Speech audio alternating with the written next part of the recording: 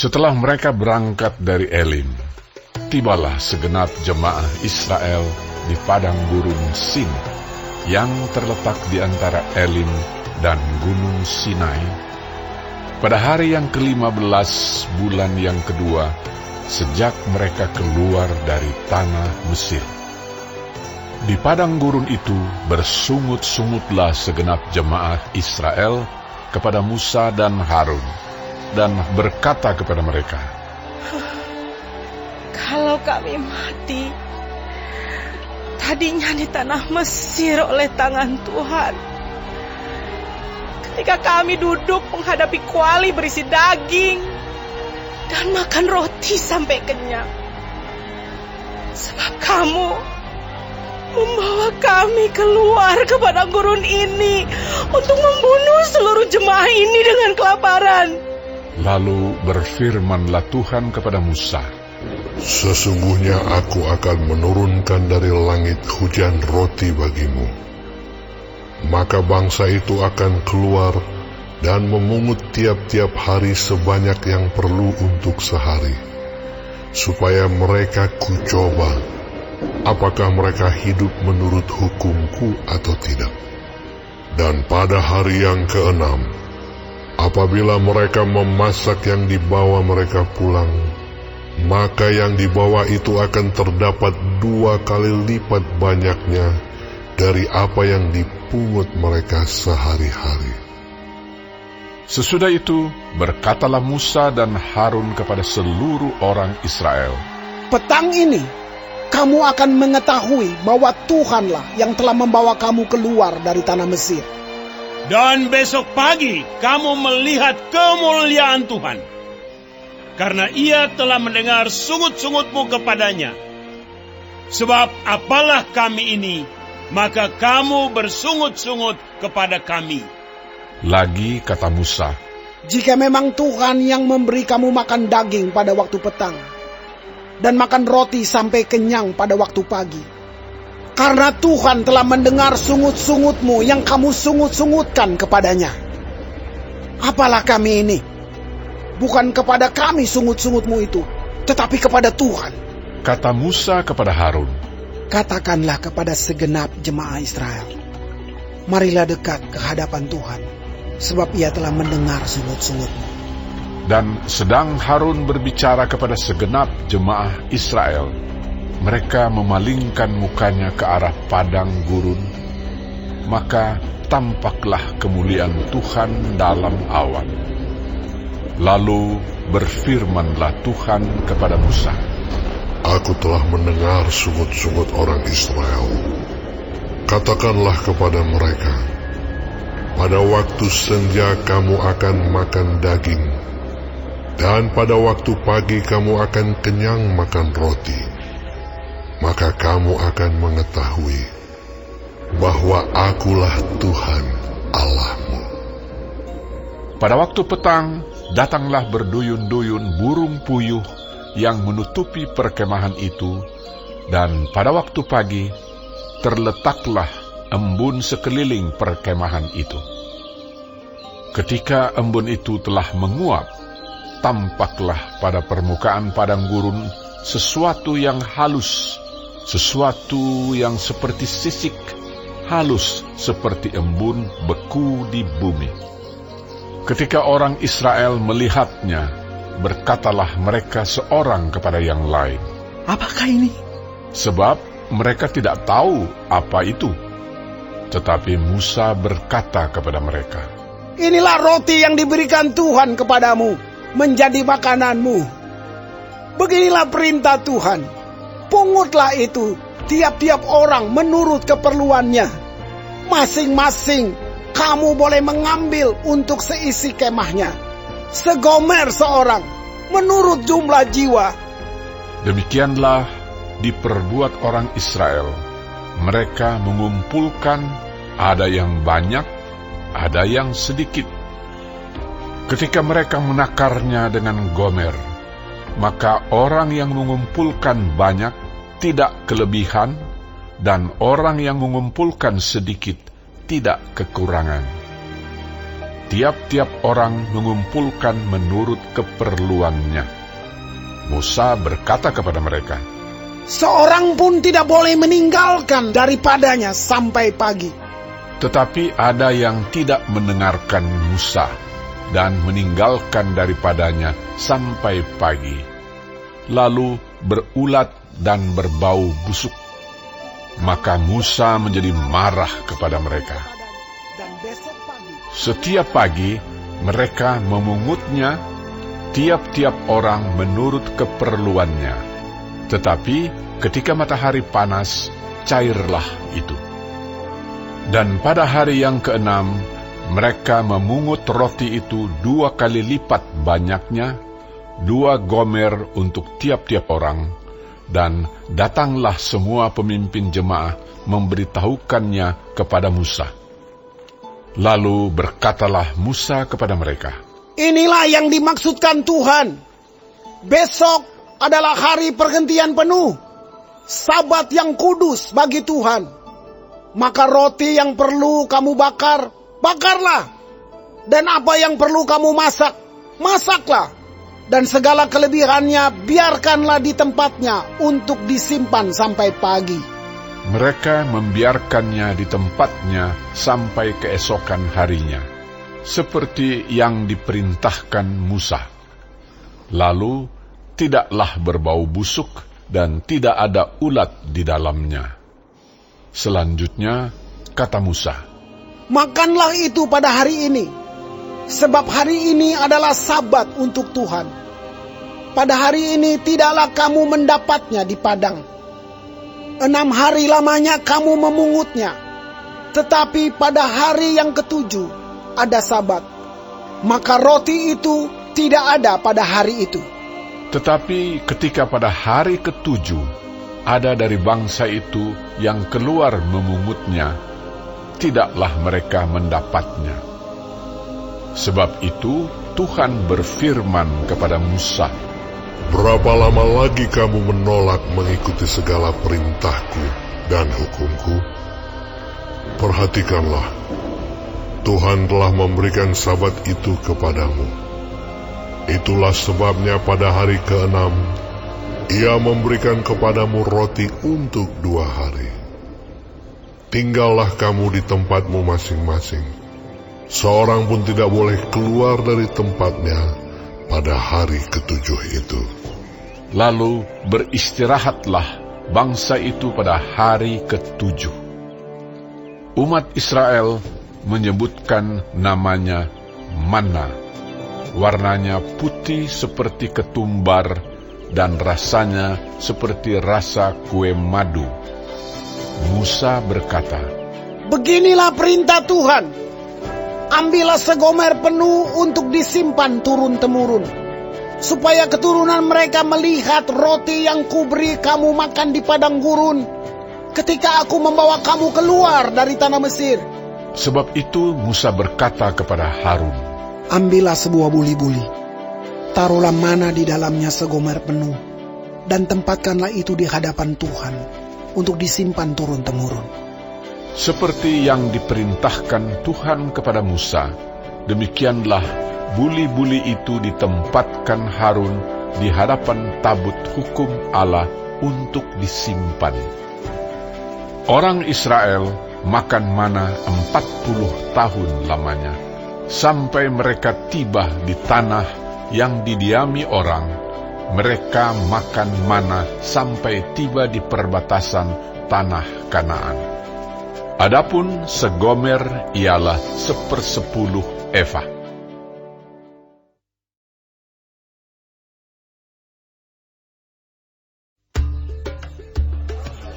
Kemudian berangkatlah segenap jemaah Israel dari padang gurun Sin, berjalan dari tempat persinggahan ke tempat persinggahan, sesuai dengan titah Tuhan, lalu berkemahlah mereka di Rafidim, tetapi di sana tidak ada air untuk diminum bangsa itu.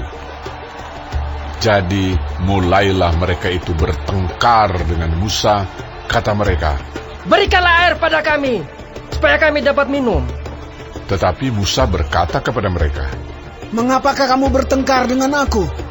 Mengapakah kamu mencobai Tuhan?" Hauslah bangsa itu akan air di sana. Bersungut-sungutlah bangsa itu kepada Musa dan berkata, "Mengapa pula engkau memimpin kami keluar dari Mesir untuk membunuh kami, anak-anak kami, dan ternak kami dengan kehausan?" Lalu berseru-serulah Musa kepada Tuhan, katanya, "Apakah yang akan kulakukan kepada bangsa ini? Sebentar lagi mereka akan melempari aku dengan batu." Berfirmanlah Tuhan kepada Musa, Berjalanlah di depan bangsa itu, dan bawalah beserta engkau beberapa orang dari antara para tua-tua Israel. Bawalah juga di tanganmu tongkatmu yang kau pakai memukul sungai Nil, dan pergilah.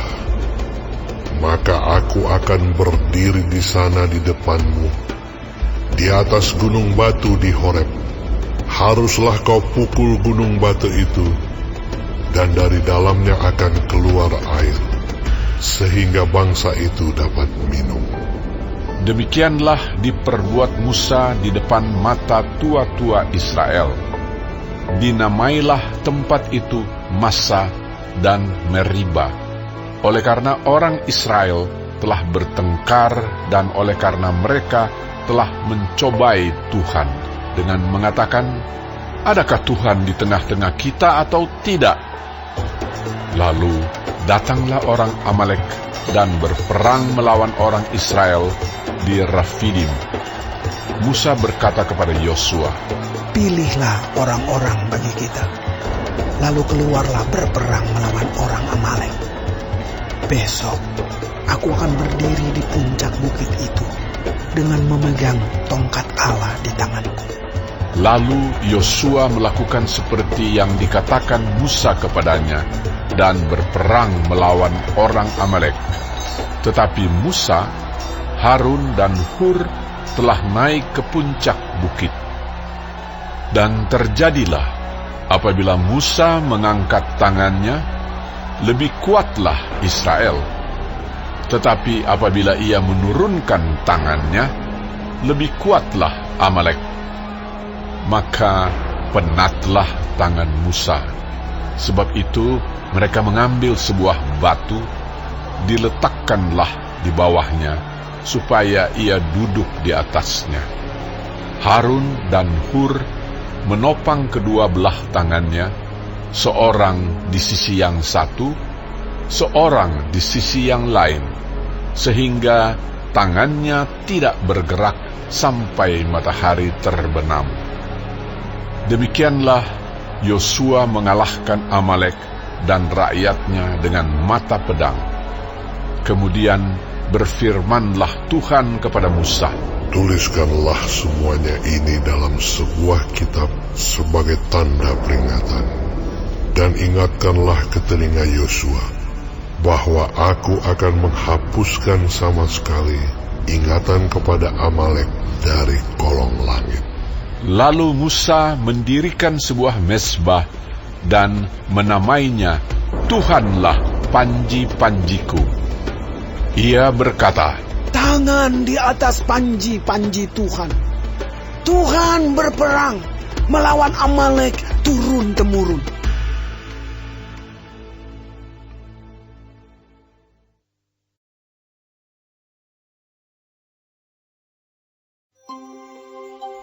Kedengaranlah kepada Yitro, imam di Midian, mertua Musa, segala yang dilakukan Allah kepada Musa dan kepada Israel, umatnya, yakni bahwa Tuhan telah membawa orang Israel keluar dari Mesir. Lalu Yitro, mertua Musa, membawa serta Zipora, istri Musa, yang dahulu disuruh Musa pulang, dan kedua anak laki-laki Zipora, yang seorang bernama Gersom, sebab kata Musa, Aku telah menjadi seorang pendatang di negeri asing. dan yang seorang lagi bernama Eliezer, sebab katanya, Allah Bapakku adalah penolongku. dan telah menyelamatkan aku dari pedang Firaun. Ketika Yitro, mertua Musa, beserta anak-anak dan istri Musa sampai kepadanya di padang gurun, tempat ia berkemah dekat gunung Allah, disuruhnyalah mengatakan kepada Musa, "Aku mertuamu Yitro, datang kepadamu, membawa istrimu beserta kedua anaknya." Lalu keluarlah Musa menyongsong mertuanya itu. Sujudlah ia kepadanya dan menciumnya. Mereka menanyakan keselamatan masing-masing, lalu masuk ke dalam kemah. Sesudah itu, Musa menceritakan kepada mertuanya segala yang dilakukan Tuhan kepada Firaun dan kepada orang Mesir, karena Israel dan segala kesusahan yang mereka alami di jalan dan bagaimana Tuhan menyelamatkan mereka. Bersukacitalah Yitro tentang segala kebaikan yang dilakukan Tuhan kepada orang Israel, bahwa ia telah menyelamatkan mereka dari tangan orang Mesir. Lalu kata Yitro, "Terpujilah Tuhan yang telah menyelamatkan kamu dari tangan orang Mesir dan dari tangan Firaun. Sekarang aku tahu bahwa Tuhan lebih besar dari segala Allah, sebab ia telah menyelamatkan bangsa ini dari tangan orang Mesir. Karena memang orang-orang ini telah bertindak angkuh terhadap mereka." Dan Yitro, mertua Musa, mempersembahkan korban bakaran dan beberapa korban sembelihan bagi Allah. Lalu Harun dan semua tua-tua Israel datang untuk makan bersama-sama dengan mertua Musa di hadapan Allah. Keesokan harinya, duduklah Musa mengadili di antara bangsa itu, dan bangsa itu berdiri di depan Musa dari pagi sampai petang. Ketika mertua Musa melihat segala yang dilakukannya kepada bangsa itu, berkatalah ia, "Apakah ini yang kau lakukan kepada bangsa itu? Mengapakah engkau seorang diri saja yang duduk, sedang seluruh bangsa itu berdiri di depanmu dari pagi sampai petang?" Kata Musa kepada mertuanya itu, Sebab bangsa ini datang kepadaku untuk menanyakan petunjuk Allah. Apabila ada perkara di antara mereka, maka mereka datang kepadaku, dan aku mengadili antara yang seorang dan yang lain. Lagi pula aku memberitahukan kepada mereka ketetapan-ketetapan dan keputusan-keputusan Allah. Tetapi mertua Musa menjawabnya, "Tidak baik seperti yang kau lakukan itu. Engkau akan menjadi sangat lelah, baik engkau, baik bangsa yang beserta engkau ini. Sebab pekerjaan ini terlalu berat bagimu. Takkan sanggup engkau melakukannya seorang diri saja. Jadi, sekarang dengarkanlah perkataanku. Aku akan memberi nasihat kepadamu, dan Allah akan menyertai engkau. Adapun engkau, wakililah bangsa itu di hadapan Allah, dan kau hadapkanlah perkara-perkara mereka kepada Allah. Kemudian, haruslah engkau mengajarkan kepada mereka ketetapan-ketetapan dan keputusan-keputusan, dan memberitahukan kepada mereka jalan yang harus dijalani dan pekerjaan yang harus dilakukan. Di samping itu, kau carilah dari seluruh bangsa itu orang-orang yang cakap dan takut akan Allah, orang-orang yang dapat dipercaya dan yang benci kepada pengejaran suap. Tempatkanlah mereka di antara bangsa itu menjadi pemimpin 1.000 orang, pemimpin 100 orang, pemimpin 50 orang, dan pemimpin 10 orang. Dan sewaktu-waktu mereka harus mengadili di antara bangsa. Maka segala perkara yang besar haruslah dihadapkan mereka kepadamu.